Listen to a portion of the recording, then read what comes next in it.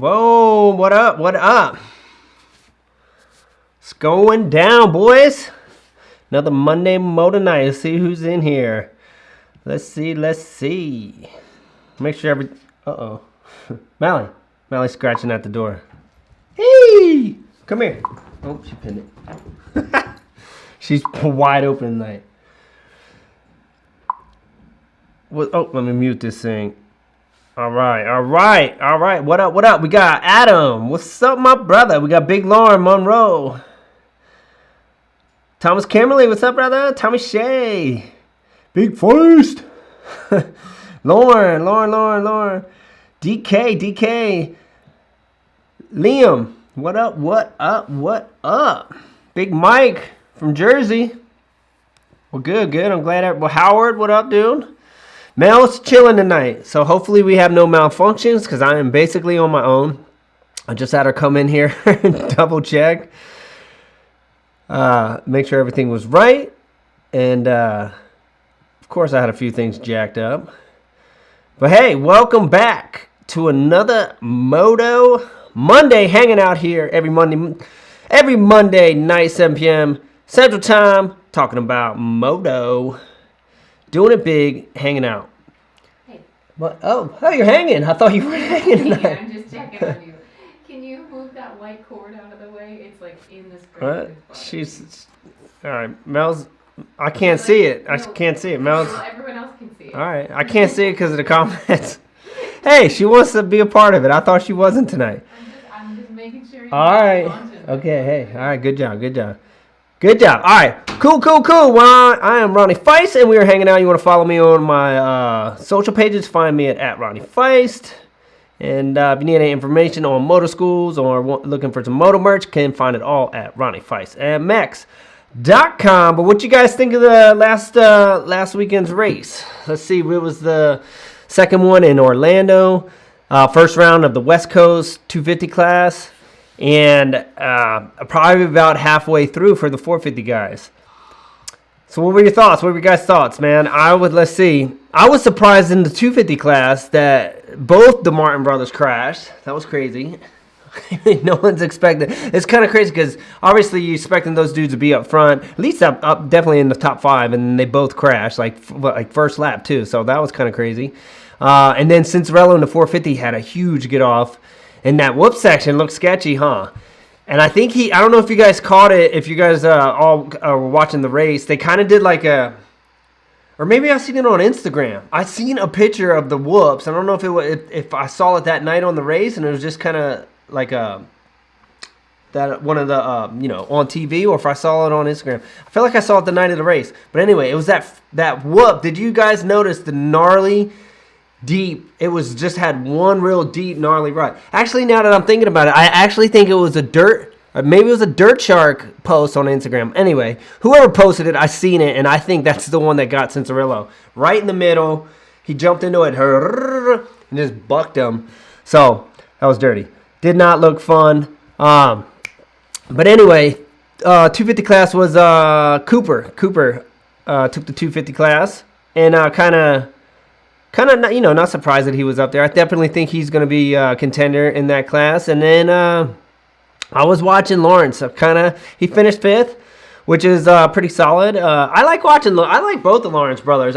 They're just smooth. So I think both of them can do. Obviously, I think Jet can win, which he's already been proven to. But I even think Hunter can even get up on the podium. 5th the first round. But I think he's got podium potential, so I'm going to keep my eye on him. And I just like watching him ride. I like both of those brothers. They have that nice style, so they're just fluid. Smell yelling? I feel like she's yelling. Anyway, grab this water out the garage and look. Still got an ice cube in it. Actually warmed up here in the Midwest.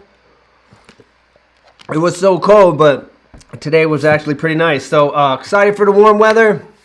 What else? 450 class. Let's see. What went down in the 450? What happened in the 450? Let's think back now. Roxton, 4th, right? Roxton got a 4th. Yeah, because it was basically Webb, Muscan, Barsha, Roxton. And Roxton's up with a 6-point lead right now.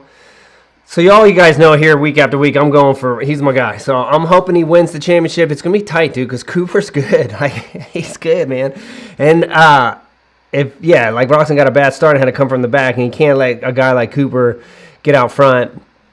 And then plus he's stuck behind Barsha. And I mean, even like Tomac had a good battle with Barsha there for a minute, and Barsha's just hard to pass. So Tomac couldn't get around him, and once Roxon got caught up to him, he couldn't get around him either. So, but Barsha's riding solid. You can't knock him, dude. Like, I feel like he's probably the best seasons he's had in a long time. So got to give him credit. And Muscan's smooth. That's one that Mel likes. Muscan. I'm not a super fan, but he looked good. So hey, I'm a Roxon guy, and I'm hoping he stretches out that lead. 6 points ain't much, and when you're going against a guy like Webb, it's going to be tough. But let's hope he can do it.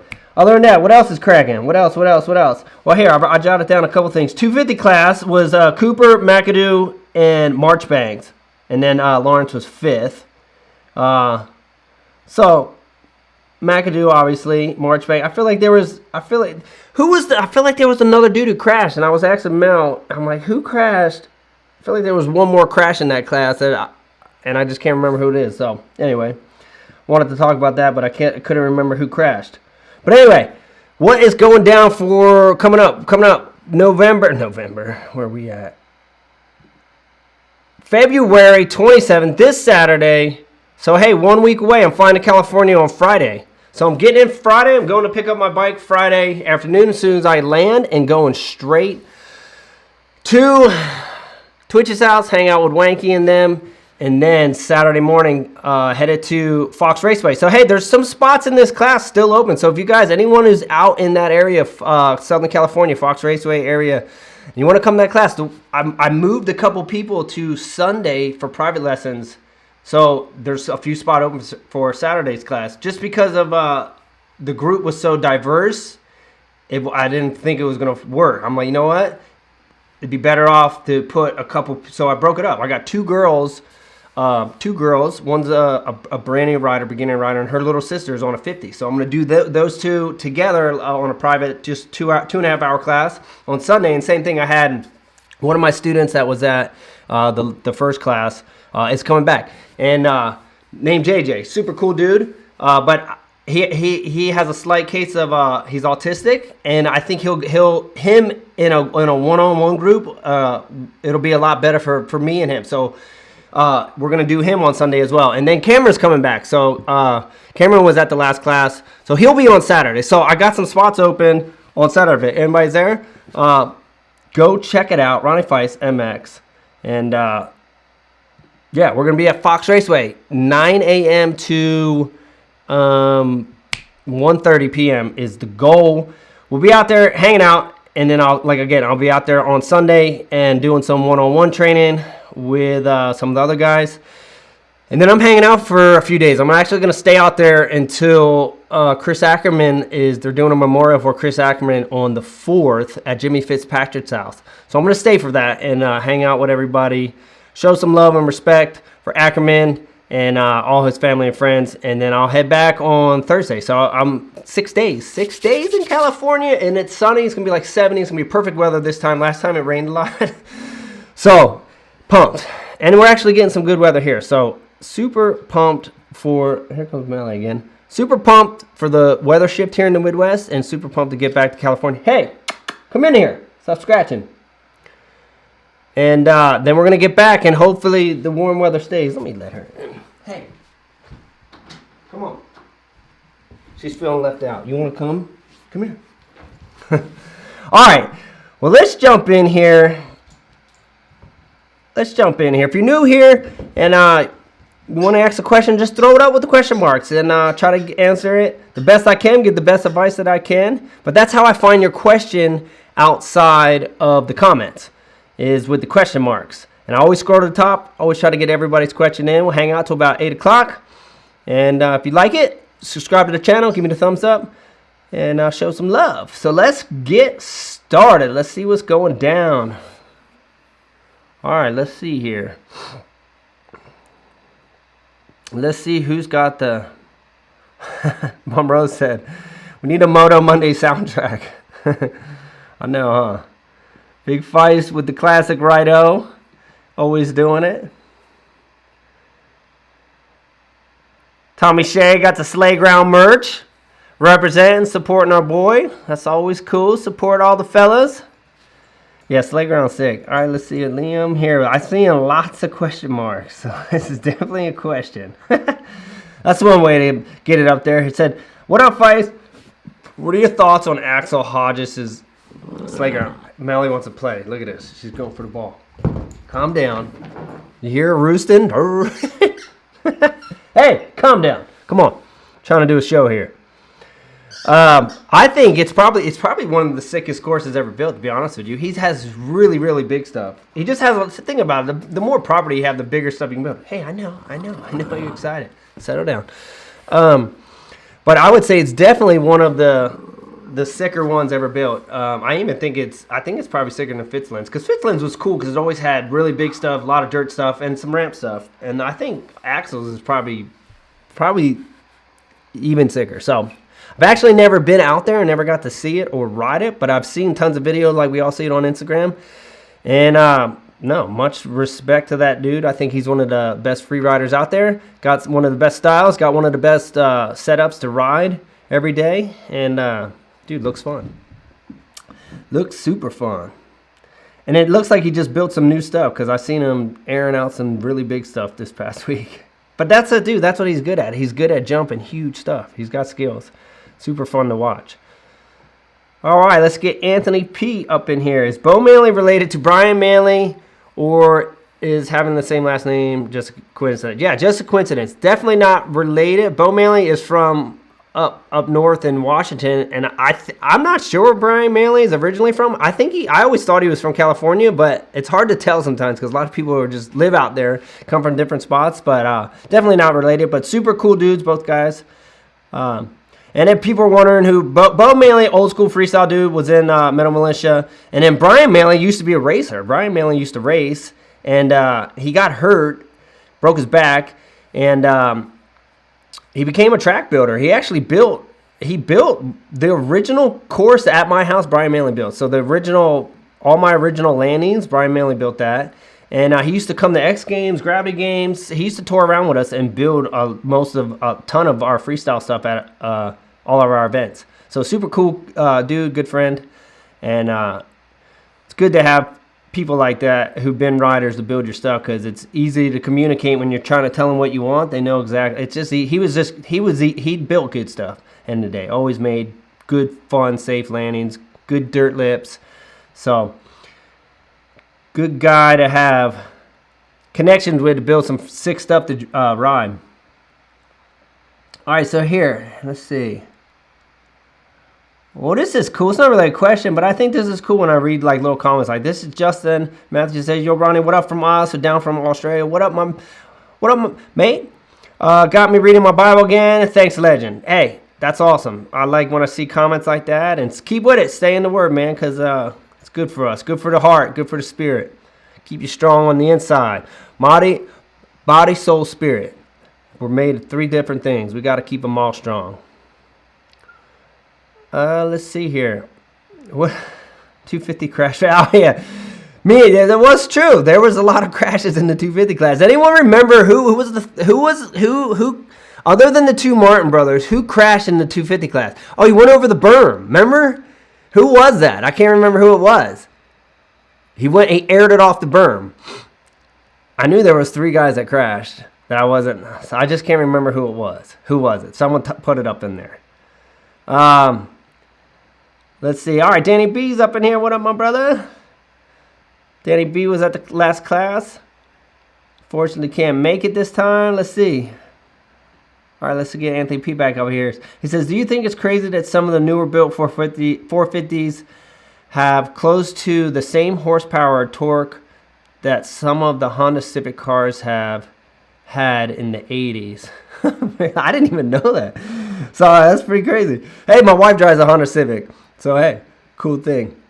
Or should I say I drive her car all the time. I'm always dipping around in the Civ. Flossing over here, high rolling. Yeah, that's how we do it. Let's see.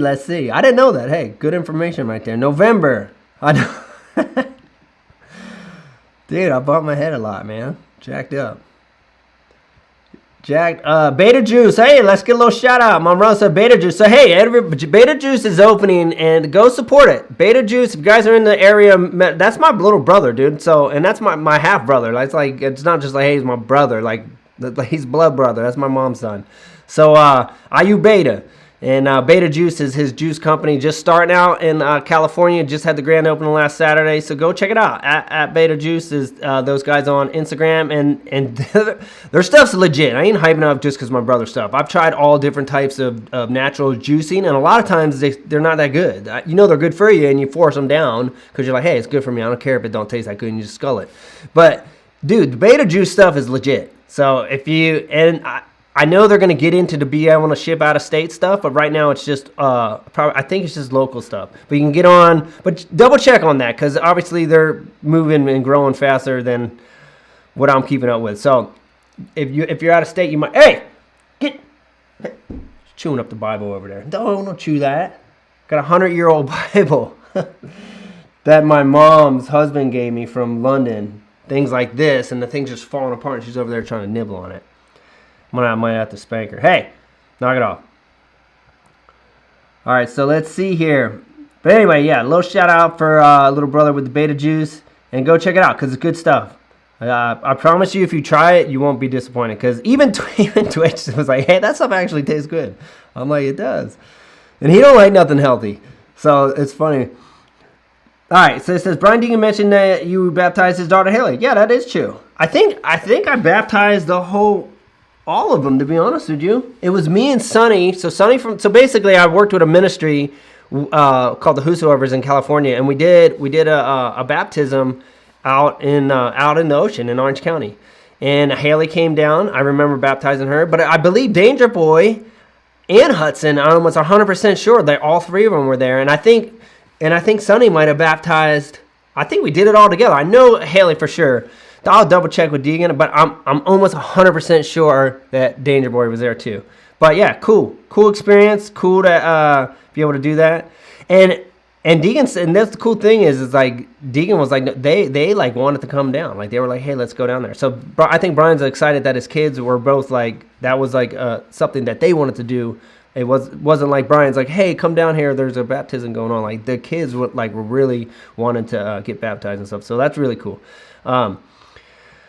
But yeah, that is sweet. And have you guys kept up on Haley's racing? I know she's been doing pretty good. Some solid rides in the last couple of weeks, but I think she had some issues towards the end of the race, but overall driving really well. So keep your eye on her and the up-and-coming races. Definitely got some skills out there. All right, here we go. TC here. When you need to brake tap, what is your finger position when pulling in the clutch? When you need to brake tap, what is your finger position? What is your finger position pulling in the clutch? Do you recommend using two fingers pulling it? All right, I'm a one-finger guy, so I try to ride like this. So I try to do pointer fingers. And the reason why, and I want all you guys to try this, because I teach one finger, and there's a reason why. You'll see dudes using the middle finger. You'll see some dudes using two fingers. You'll see guys using one finger. Most of the top dudes ride like this, but you do see some on the middle finger. But all of you guys, get on your bike and hold your bike. And then do the two-finger grip and feel how much what your pinch feels like, and then do the three, and then so go like this, two finger, then go to one finger, and then switch it to the middle finger, and you tell me which one feels like you have the most secure grip. And I believe 100% all of you can feel the difference. That's why, feel it for yourself. Go test it while your bike's on the stand and feel the difference. When you go from here to here, you do not have the grip is not as secure. And then same thing here. So I like to teach get down to one finger, and the reason why, because you get the most fingers on the handlebar in the same place, so you can have a nice secure grip without death grip in the bars. Doesn't mean you can't go fast this way, but I think it's the best grip. So I teach that grip, and I don't recommend using the rear brake to get in the habit of it, it's really a backup. It's like an emergency. If your front end's like way too high and you need to use it as a use it as a backup to get the front end down. But don't get in the habit of jumping and hitting the back brake to rotate the front end down all the time. Learn how to do that with body position by taking off in the correct position of the jump, or taking off in the correct placement. Having your body in the correct placement when you leave the lip, that it rotates the bike to do what it should do, and you don't have to rely on the back brake to get the front end down. Because at the end of the day, like in my opinion, you take a chance of stalling the bike, and you don't want to stall the motor. And it's in my opinion, it kind of like kills for momentum. Like it's just not smooth, and I think it's just should be for emergency only. Hey, I know, settle down, dude. It's all fired up today, but I use the one finger, and like I said, go out there and just try to challenge yourself. If you're a 2-finger guy, try to work down the 1 finger. And the same thing. If you're a middle finger guy, try to switch to the pointer finger. And I try to get people to, and that's another thing. There's tons of people that rip with the finger off the clutch. A lot of guys can ride fast with the finger off the clutch. I try to leave the finger on the clutch always. I just try to get in the habit. Leave it there, especially for 2-stroke guys, because if you need power, you just flick the clutch. It's there. Bike, whoa, yeah, you click it. If your finger's on the bar and the bike loses power, now you got to reach for the clutch and flick it. It takes time, right? Just leave your finger there. You need power, you just flick the clutch. So I just leave it on there. Just get in the habit of riding. I leave my finger on the front brake, but I do take it off sometimes, just because sometimes I don't want to get. Do you ever just try to if you're getting in a rut, sometimes you can drag your front brake a little bit in a rut and it kind of can hold the front end down. But you ever get into a rut sometimes and then you dab the front brake too much and it goes like this? So sometimes I take my finger off the front brake, so I don't do that. But I try to leave this one on all the time. But a lot of times when I come out of the corner, I'll put it right back on and I leave it there, and then I'll brake and sometimes take it on and off. It depends what technique. So I'm not super picky about telling people to leave the finger on the front brake all the time. But clutch, I try to get people to learn that technique, to just leave it there. If it's there, it's there. Don't have to work for it. All right, so Smith went off the berm. Okay, DK knew it. Yep, see, I could not remember. All right, let's see who else is. All right, so Thomas Kimberly. Let's get Thomas Kimberly up here. All right, he says, hey man, would you mind if I got a hold of you about some advice on buying and selling clothing merchandise? It would be a big favor to your... It would be... Oh, man. Did it get dark in here? Hold on. Thomas Kimberly. I'm going to kick this light up a little bit. I don't know why it does that sometimes. It's probably too bright now. All right, looks good. A little on the bright side, but whatever. It said it would be a big favor to your nutrition business. All right. Hey, all right. So hit me up, brother. Hit me up. You got my number, right? Yeah, hit me up. Yeah, I'll definitely give you all. I got all the connects, dude. I know where to get the stuff, know where to get it printed, know where to get it embroidered. Got all the connects. So yeah, definitely help you out. 100%, my man. I got you. All right, so we got Fred Kitchen here. He said, I got my RFMX merch in the mail today. Sweet. Can't wait to rep this stuff, show the support. Hey, yeah, so, hey, thanks, Fred, for supporting. And thank everybody else. I thank all you guys that support the merch. Everybody that's been buying all the new hats. Thank you. Super stoked. And then I love seeing you guys post. So post the pictures. I try to post, everyone to post up a picture on their story. I always try to repost it. It's cool to see everybody repping the merch. So much love for supporting, and much love for posting up the pics. Let's see here. Anthony P.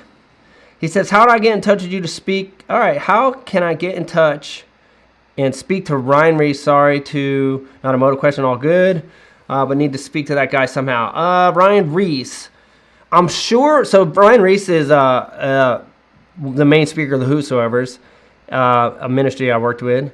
And so I would think they would have, the Whosoevers would have some type of contact email to contact.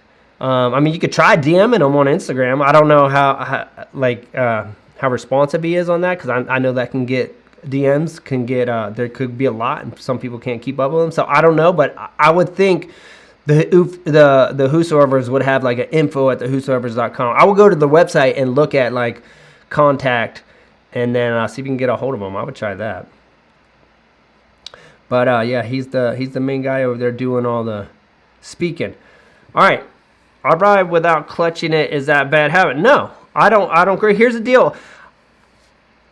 I feel like on a two-stroke, so two-stroke guys, I feel like I like to use more clutch on a two-stroke because the two-stroke, you have to keep it up on the R. So come in, and think of a start. Like, no. Think of the same thing. When you come into the corner, you bring the R's up, and then you go, rah, and feed it just like you're going to do a start. So I a little bit more clutch on a two-stroke, but on a four-stroke, because you can let it fall down, like, really low, and then just, rah. So you almost can be, like, less aggressive with the clutch and roll the gas on until you get later in the corner and then kind of clutch it a little bit. That's a technique I've been trying to work on. I try to teach that technique, and I try to master that myself. And it's sometimes if you come in and get overly aggressive with the clutch, especially in four strokes, that's the thing. Like when I went from two stroke to four stroke, because I was used to using the clutch, and then I do the same thing. I come in and go rah, and the four stroke, especially on 450, was so gnarly, and the bike go rah, and it just upset the bar. So sometimes less is more. Come in and be smooth with it. Remember, smooth's fast. So if you can come in smooth and roll it on, and just a little bit of gas, carrying that momentum. So you come in with the speed, carry it, pick it up, just a little bit of throttle, and then roll it 3/4. And as you're getting closer and closer to the apex, you're rolling into it, and it's increasing as you're coming around the corner. And then by the time you get almost straight, then you can kind of give it a nice little nice feed like you're coming out of start. But definitely not a bad thing to use less clutch on four strokes. But I do think, I wouldn't want to steer guys on two strokes away from trying to use the clutch. I think on two strokes, I like clutching on two strokes. Especially if you ride a 125, go in a corner and try to just rail it with no clutch. It falls on its face. You got to, you got to keep it up there. So you got to use that clutch. But smooth is fast, and sometimes less is more. Less, like just carrying that speed rather than coming in and super explosive and blow the berm out or spin the back wheel or just cause the bike to do something and upset the bike, and then you go, hurrah, and now you're going to shut off and you fix it. Well, there you go. Just lost 2 seconds. But if you would have just came in and just a little bit of less, a little feed it in, carry the momentum through it and not be overly aggressive. All right, so we got Kyle Black Crow here. Oh, not a moto. It's all good. Not a moto question, but I looking at Axel Slayground 3, and I was drawing up some logos for myself. Crow Dog. And what do you think about the name? I like the name, dude. I think it's sweet. The Crow Dog. Oh, Crow Dog. I can't even read, bro. Crowland. I like it. Crowland. I'm calling you Crow Dog because you're my homie. Might put it words in. Yeah. What is that? I like it, brother. Rock with it. Crowland. Feistland, you got Crowland, you got Fitzland. You gotta hold it up. You got Trent here. What's up, my man? Big Trent. Big Trent dog.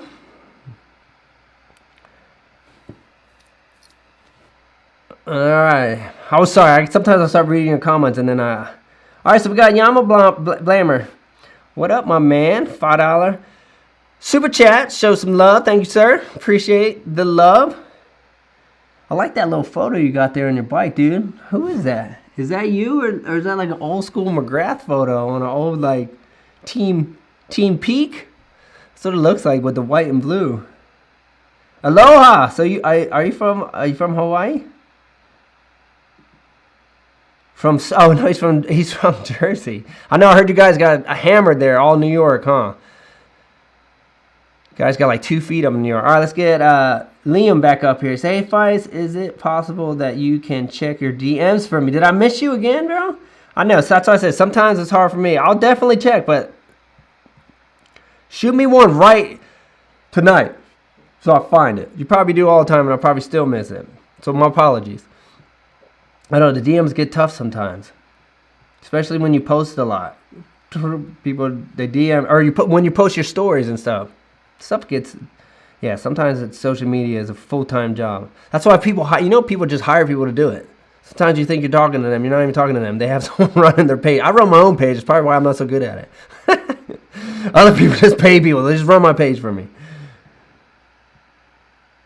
All right, he says, all right, here goes Trent. Let's get Trent back up here. He said, would you be willing to do a co-op coaching class with event with Kevin Moran sometimes? Obviously, after Supercross season and local boy racing. Yeah, so Kevin Moran's obviously, if you guys have been watching, he's been doing really well in the 250 main East Coast, and he actually tried. I don't think he made the main in the 450, but I know I've seen him out there in the heat races going to 4. But yeah, they're always open to work with local talent like that. Top dude here from the Midwest, so definitely a ripper, dude. I like his style too. He looks real smooth out there, so always open to that type of stuff. All right, so yeah, Englishtown. They're saying back on Jersey, Englishtown. Got a few feet on the ground. So Raceway Park, Englishtown is my home track back in Jersey, and they got hammered. I talked to some people that are from up north northern New Jersey, even more farther today. Big Feist knows them. Manuel Ray, our financial broker. They got 2 feet up there, he said. I'm like, good Lord. All right, so Big Feist, guy ever go coyote hunting? All right, so let's see. David Duke. He says, hey, brother, God bless you and your family. How much time do you suggest to put on a brand new bike before thinking about adjusting the suspension? All right, trails, for the most part. I mean, to be honest with you, I basically, before I even ride my bike, I'll go put the clickers. I kind of know where I'm going to put them. I usually start stuff in the middle, so I'll count them all, you know. Make sure they're all in the. Don't think just because you bought a brand new bike that both your forks, compression, and rebound are even. I've got bought bikes and checked them. They'll have like one on 14 and one on 10. They'll be off. So just click them in, and then count out, and then figure out where your middle is. And then I always say that a good spot starts the middle, and get a little notebook, write it down, and then I'll just usually. I like my stuff on the stiffer side, so I usually start in the middle, but I always end up, especially if it's stock suspension, I always end up riding it almost pretty much like my bike that I have right now that I've been riding is completely stiff. But I like it with a stiffer setup. But anyway, start in the middle, write it down so say rebounds at 12 out, compression's at 14 out forks, and then same thing, whatever you're at on your rebound and compression. And then go ride it and see what it feels like. And I don't never think it's like, I mean, you could ride your bike for a little while, but I don't never think it's too early to start feeling it out. And then, put it on and then put it all the way soft. Put it all the way soft. And then ride it again. Go and rip some, through the trails. And then feel what the bike feels like all the way soft. And then do the same thing. Go all the way stiff.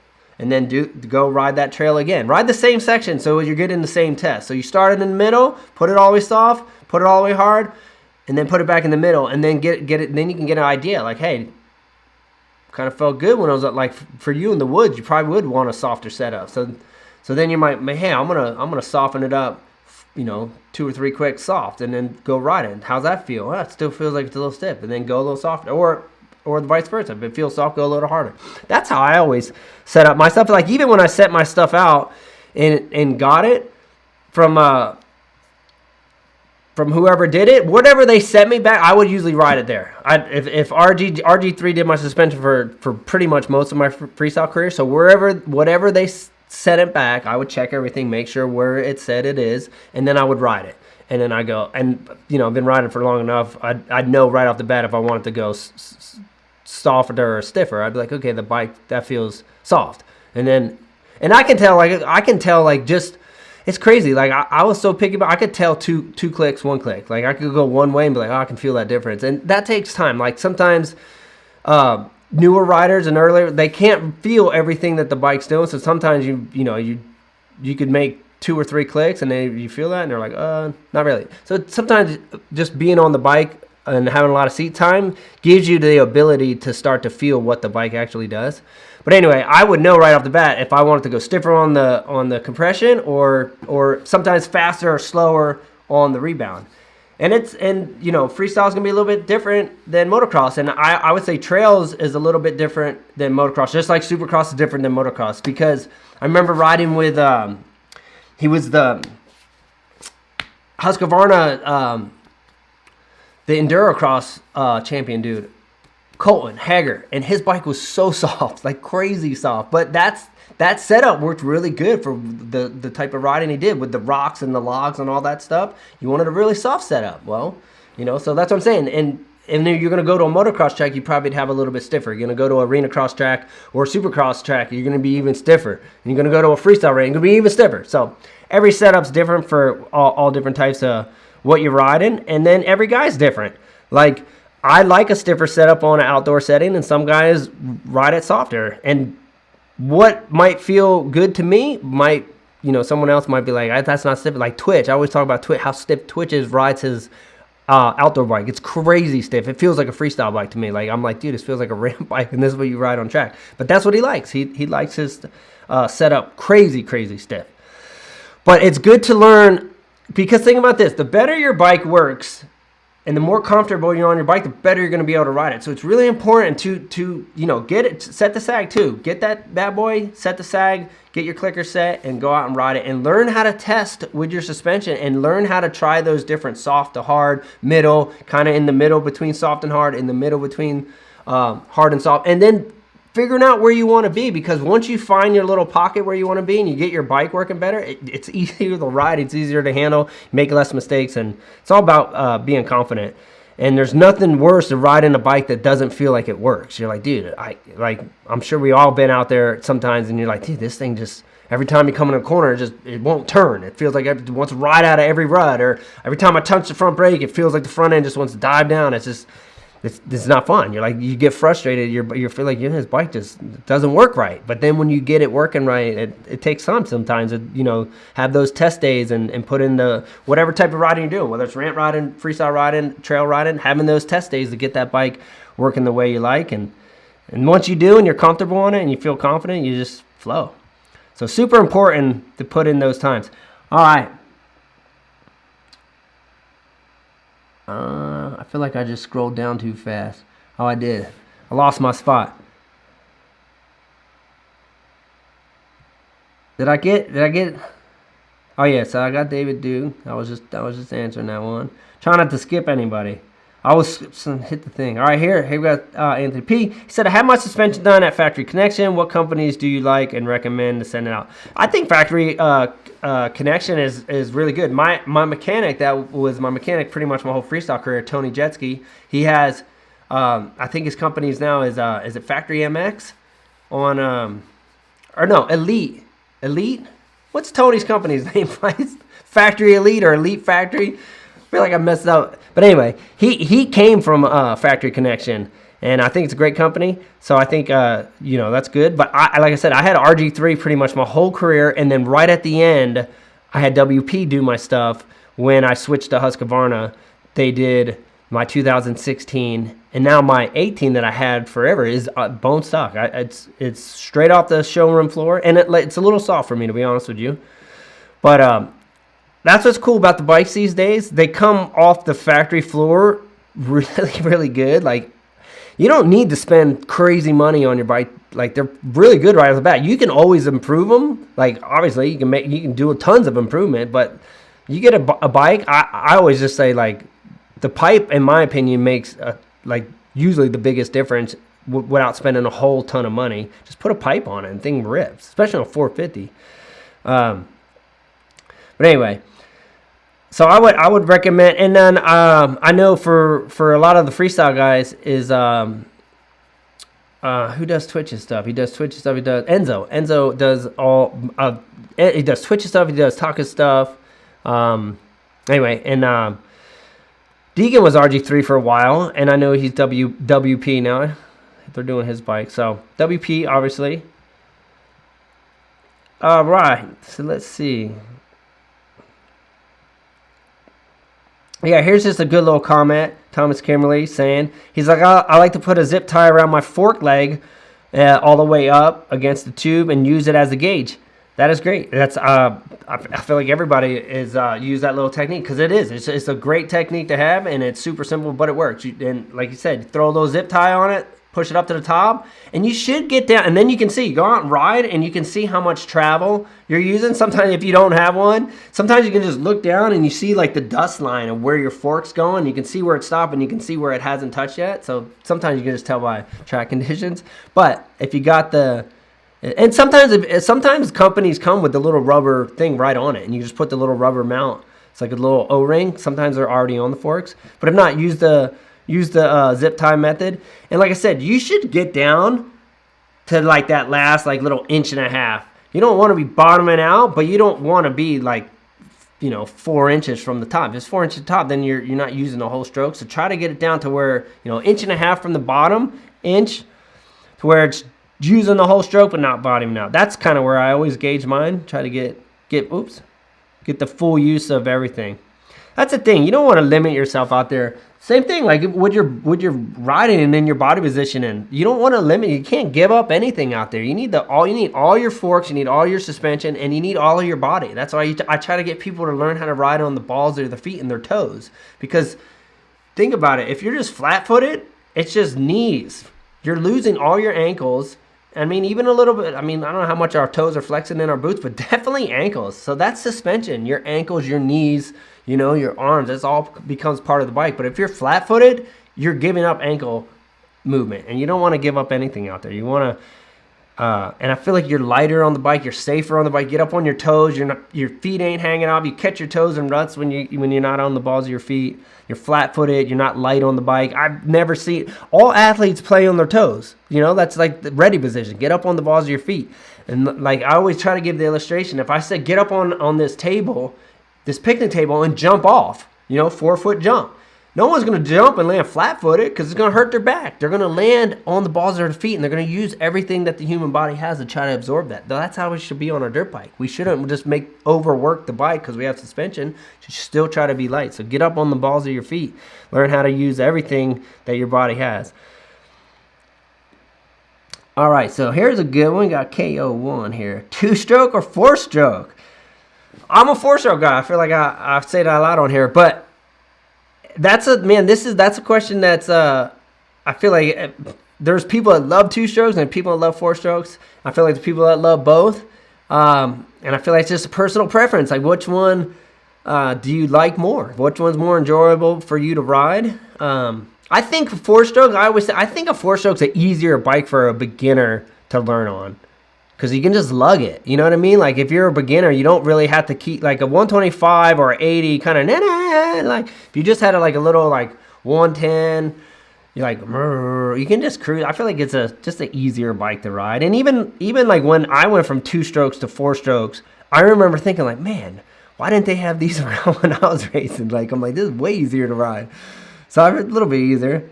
So, definitely, but it's rider preference. Some people love the 2-stroke. Hey, they sound cool and smell good, right? All right. Here we go. What's Tom here? He says, what steps do you take to do heel clickers for the first time?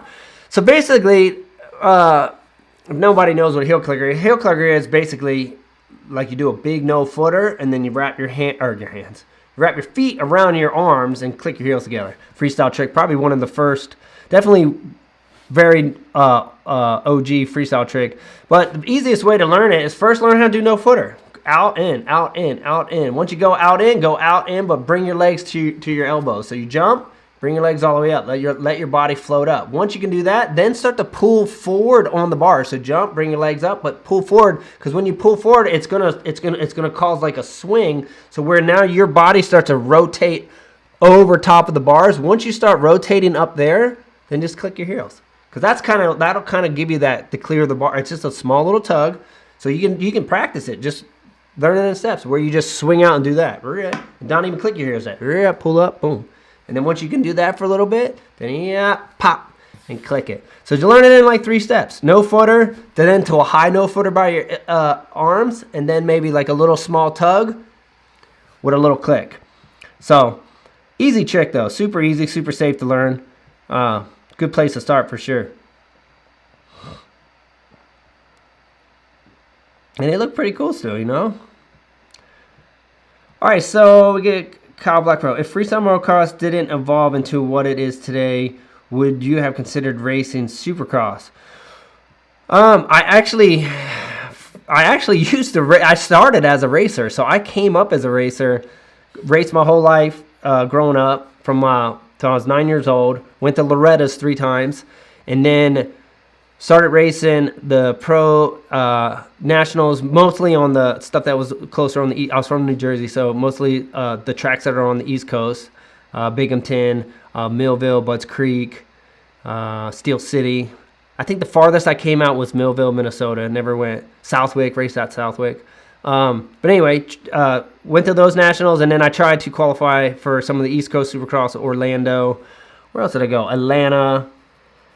So I started there, and I was a privateer, and I struggled. And then I met Deegan, because Deegan used to be a privateer too, and I met him in Metzger at Unadilla at the National, and we became friends, started hanging out. Anyway, Deegan stayed with me, and we filmed for Moto XXX. Well, after that, and that was in the beginning when the whole Krusty thing was just kind of catching on.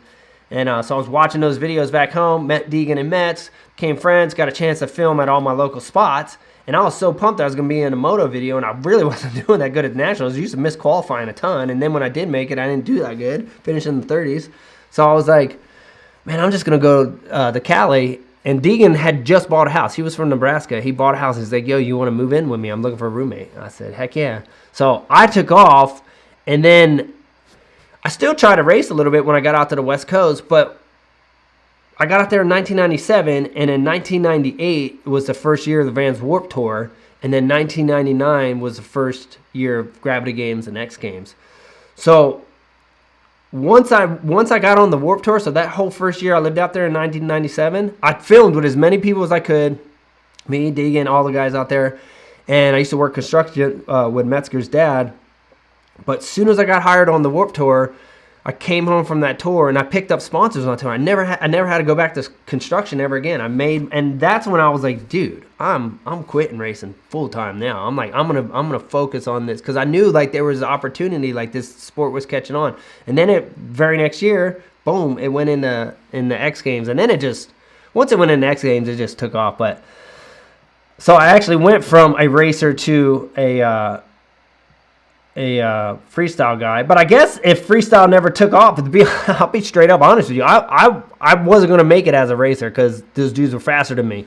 So most likely if freestyle never happened, I probably would have never moved out to California, or if I did, just for the free ride movement, but freestyle never turned into a sport, and if there was no way to make a living just jumping in videos, I probably would have moved back to Jersey and been a police officer. I'll be honest with you. My dad was a cop. The whole family's a cop. They're all cops. And I actually went to college to be a police officer. So that I probably would have done a whole different lifestyle. But thank God that freestyle turned into a sport. And at the end of the day, like, I just wanted to ride. Like, I loved riding, grew up riding, loved racing, and then I loved jumping and learning tricks. It was fun. And the cool thing is that we were able to create a sport out of it, and a whole lot of people were able to make a living riding their bikes. And that's like, look at all the whole first group of guys that helped pioneer freestyle. We're all racers, but most of those dudes were privateers though. So I think in the beginning people were probably like, oh, they're all the privateers that couldn't get a ride, so they're just out here, trying to do this. But dude, we took it serious. It wasn't like, and at the end of the day, it was a passion for riding, whether it was burning laps or learning tricks. And but freestyle opened up a whole new window for a whole bunch of people to make a living riding a dirt bike. And even today, like, look at, now there's people come up just as freestyle guys. A lot of guys aren't dropping out of the race world to become freestyle guys. They're just come up as free riders and freestyle guys. But in the beginning, that's if you wanted to make a living riding a dirt bike, you had to be a racer. So that's why the whole first group of guys were racers, because that was the only way to make a living back then. So anyway, I'm grateful that I got to be a part of it at that time and pioneer it, like, with that group of people, because it was seriously some of the best memories ever, some of the funnest times. Like, it was just cool. Freestyle back then, it was just fun because it was just new. Like, it was always like there was always everyone always came up with something new, and then you had to try it, and it was just fun. So I'm glad I got to be a part of that movement. And yeah, man, pretty cool. And I hope it sticks around. You know, it's cool to be a part of a sport, but it's a tough sport. It's a really tough sport, and it's gotten so gnarly and so dangerous that it's really hard to get into. It's invitational only, no amateur ranks, no place to go practice. It's a tough sport to break into. So when it's like that, you think like, man, I hope this sport doesn't like just disappear, die off. You know, the reason why motocross is so popular and always growing is because, dude, look at the amateur ranks. There's so many amateurs and so many people with talent coming up, and it's easy to go get into dirt bikes and go ride. There's local tracks that have places that you can just pay $20 and go ride. But where do you get in the freestyle at? There's no amateur series. Where do you go practice if you don't have land and a ramp? Like you don't go to a local track and there's ramps set up and pay $20 and jump the ramps. So it's just a way harder sport to break into. And like I said, since there's no amateur ranks and there's not even qualifiers for X Games no more, it's all invitational. They used to have to qualify to go to X Games. Used to, like, that, like, it was gnarly. Like, you'd be like, man, I hope I make it this year. I got to go out here and throw down a run just to get in. Now it's just like, you got to have a name. They got to know who you are. And if you already made your name, it's pretty much you're guaranteed to be there year after year. And if you're a new guy, like I said, it's a pretty tough one to get an invite. So, but definitely a gnarly sport and cool sport, and definitely fun to watch. And I've been blown away at how gnarly this sport has gotten. I'm glad I'm retired. Gnarly now. Do double backflips and front flips. All right. Let me get Chaz here. So me and Mel doing good. We're doing good. We're hanging. Eric Davis is up in here. All right, well, man, I can't believe it's almost 8 o'clock already. These things go by so fast, dude. I feel like I sit down and I probably take too long to answer questions, and I don't get to everybody's. All right, so I'm gonna get on the gas and see if I can get to more questions here. It says, did you watch the UFC? If so, did you see the fight? What happened? I didn't. I missed it. I like UFC, but I didn't see it. We don't even got cable around here. We got internet, and that's it. So yeah, I missed it. Yeah, we don't watch a whole lot of TV, and it was probably you probably had to pay $80 to watch it. I didn't even know there was a fight, so I haven't been scrolling as much as I've been. You ever just need to take a break from social media to where you're like, dude, I'm just sick of just scrolling? That's where I'm at right now. Just take a little break sometimes, you know? So I haven't really been, even if I post something, I don't want to scroll sometimes. Just post it up and then just get to work. You know, sometimes sometimes just instead of scrolling and just wasting time, I'd rather listen to something that's educational. So sometimes I just got to get off social media for a little while. So probably why I didn't know there was a fight, because I haven't been paying attention. All right, so David Duke here. And it's good. It's good to take a break sometime for all of us. Get focused on what matters and what we got to get done. Stay on the program. Got to have vision. Got to have a plan. Got to know how you're getting there. Sometimes you got to shut things down to make it happen. All right. Thanks for advice on suspension. How much difference is there putting a slip-on exhaust compared to a full exhaust system? So basically, you're saying like just throw on the exhaust versus the whole mid pipe and everything. I think you would still feel a big difference just by changing the exhaust. But if you can have the budget to do the mid pipe, I would do the whole thing. But for sure, just the exhaust, just the pipe exhaust, you know, the big can makes a huge difference on the four strokes, for sure, 100%. They are kind of pricey, dog. I know that. They're like $1,000, aren't they, for a 450 4-stroke setup? It's crazy, huh? I know, but definitely worth it. I'm okay. So here we go. How do you feel about air forks? Air shocks. Oh, air shocks. I've never rode with air shocks. I thought you were gonna say air forks. So I've read that long. I've never tried an air shock, and hey, I don't have a problem with air forks. I know a lot of people complain about them, say they don't like them. I have no problem with my air forks, whether I've rode freestyle or if I ride the track. They feel fine to me. So I think, hey, it's all about progression and technology, and if air shocks could be obviously they're new right now, but I feel like once they figure it out, it could be better. So I'm open to try it, The whole reason things change is because they're trying to make things better. So it'd probably be like the air fork. Some people will love them, some people hate them. But I don't mind my air forks. I actually thought they worked better for freestyle, to be honest with you. But I can see where they can start to feel a little rigid on the moto track over the choppy stuff. They a little bit less than a conventional fork. I do notice that. So maybe that could be the case on a shock. Maybe it might feel a little more But I know Cooper Webb's been testing with it. I keep hearing announcers talk with it.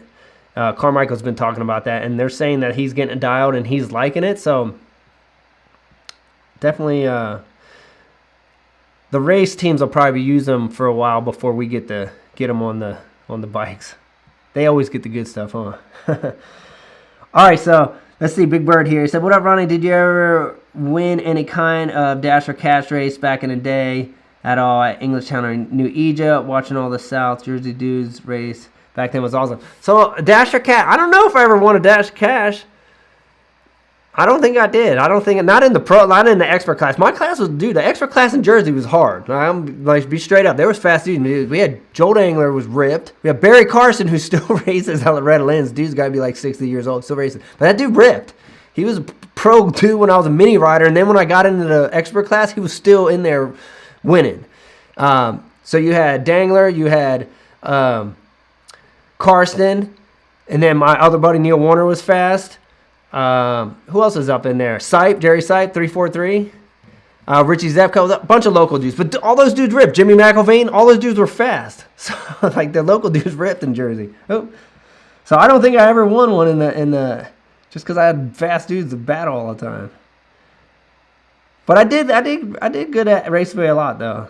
I liked it. And New Egypt. Powerline Park, kind of what it switched to. But both fun tracks to grow up on. All right, so let's get Jesse here. He says, "Ronnie, is there snowcross by you? If so, would you ever do that? Are you able to ride your dirt bike all year round?" So I actually did snowcross in 2017 X Games. So I raced it at out in Winter X. So yeah, super cool. I always say if you get a chance to go ride a snow bike with like a timber sled on it, go take it out in the back hills in the deep snow. Super fun. I think they're more fun out in the hills than they are on the track. They're a little bit difficult to ride on the track at first. They feel a little awkward. But on the pack stuff, they're just weird. They're kind of, you go ride one, you'll see what I'm talking about. You're like, what the heck am I on? But they're fun in the sand, or not in sand, in the fluffy snow. So we do get snow here in Kansas, but it's not enough or deep enough to ride a snow bike. And it gets kind of cold here to ride all year. Pretty much, we had a real mild winter, and I think I said something about it, and it backfired on me because February hit and it snowed, and then it just got crazy cold, and there wasn't a lot of snow on the ground, but it was like 3-4 inches, and it stayed for a month. It actually just melted today, so. But yeah, it definitely a little cold here.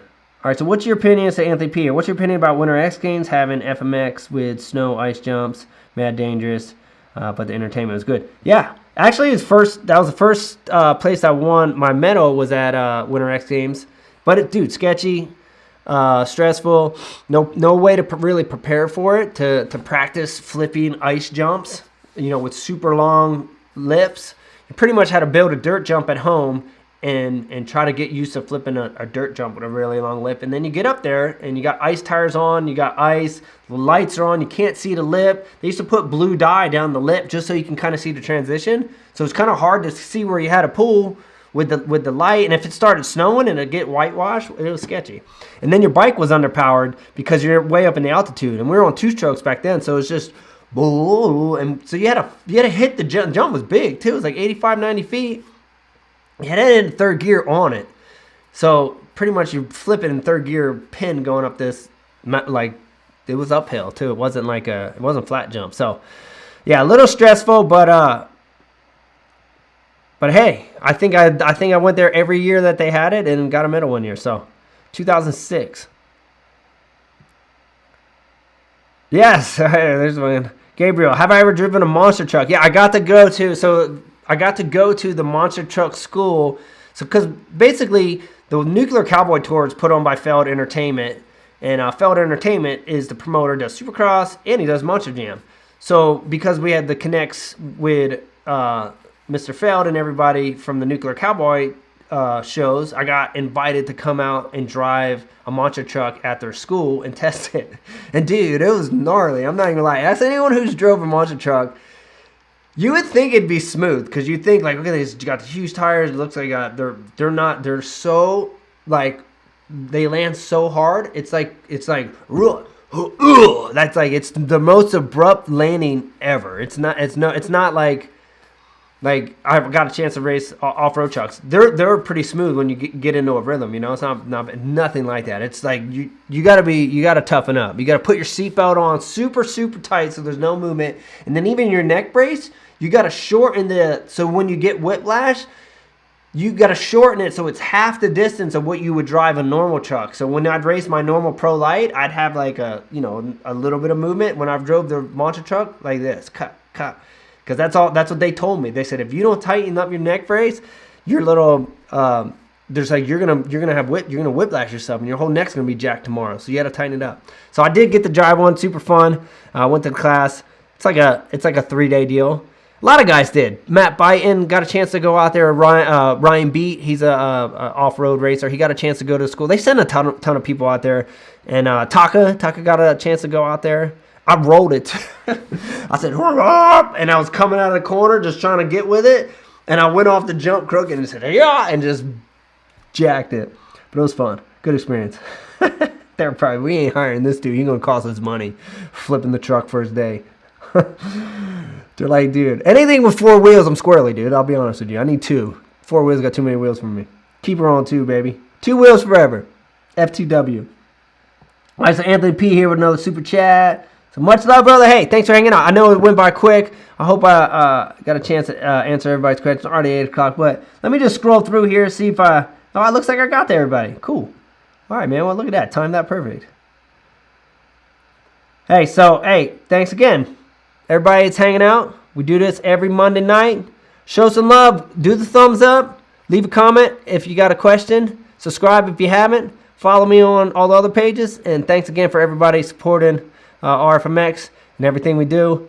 Much love, and we'll be back. Hey, wait, before we go, check it. I'm going to Cali, and I'm going to be there for next Monday because I'm not flying home to Wednesday. So me and Mel are going to do a test. I'm not guaranteeing this because I got to try to figure it out because I don't have all this set up with me in Cali.